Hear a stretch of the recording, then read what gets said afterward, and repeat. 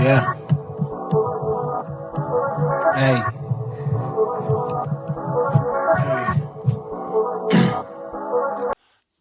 Oh, what it is, yeah, it's been a minute.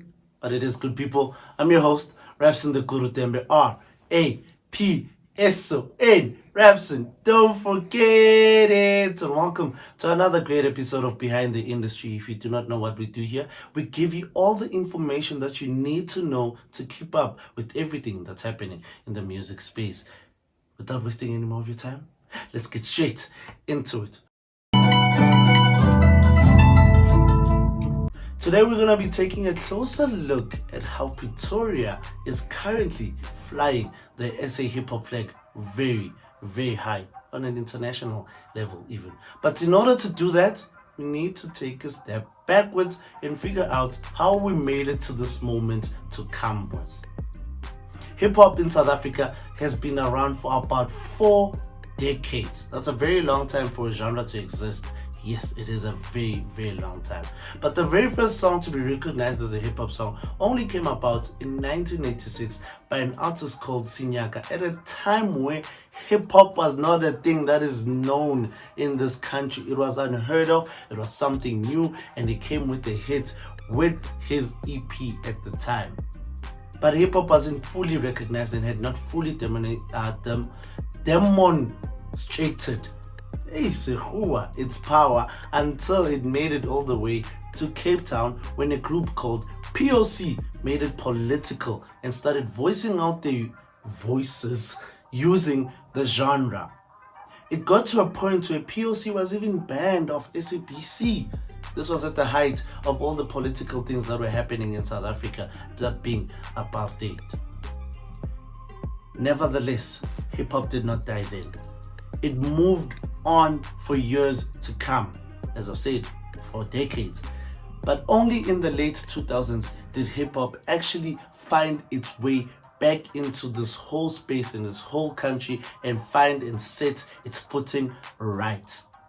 In the early 2000s, we got artists such as Squatter Camp, such as Squatter Camp, TX, artists such as Double HP, Proverb, Proverb. It was an influx that we've never seen before, and they made sure that they cement and build, they set the laying blocks to build what it is today.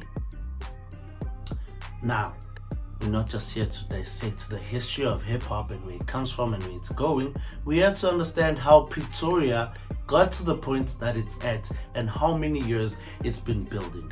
Now, hip-hop in South Africa has only been really dominant for over the past 2 decades.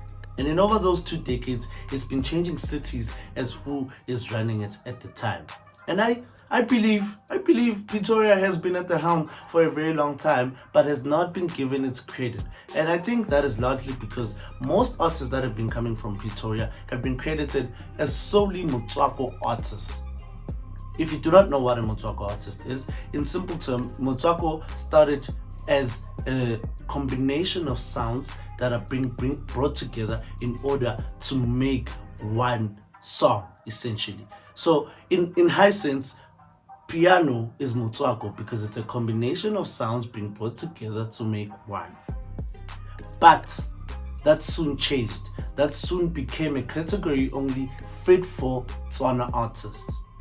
And when that became the thing, most artists that were coming out of Pretoria were put under that bracket, and Pretoria wasn't given the shine that it deserves. Artists such as Kulichana and JR were quickly pushed into that bracket, and I feel that's when when Pretorian hip-hop's shine was started to be taken a bit away. Even though these artists were very much rapping their city, the game wasn't recognizing Pretorian hip-hop like that. I think that's not until artists such as P.O, Envy, and Black Les started coming up and showing the strength that was in Pretorian hip-hop. From then, it's been an upward trajectory. And that is from late 2014. And 2014 is the year everyone believes is the golden era of South African hip-hop. From then, they were also making sure that they showcase how talented rap or the rap scene is in Pretoria. It was a crazy. Now, over the past 2 years, that has been a true fact. And true to that statement is the fact that 40% of all South African mainstream hip hop albums that were released are from Pretoria.